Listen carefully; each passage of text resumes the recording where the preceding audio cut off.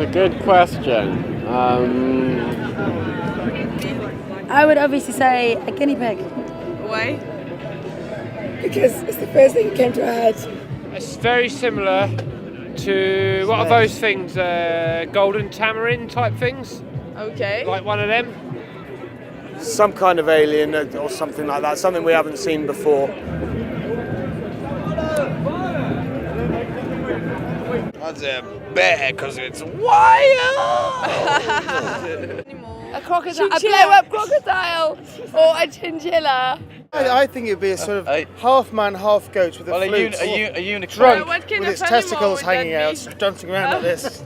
Yeah. Probably just like a zoo, because, you know, everyone here is an animal of some kind.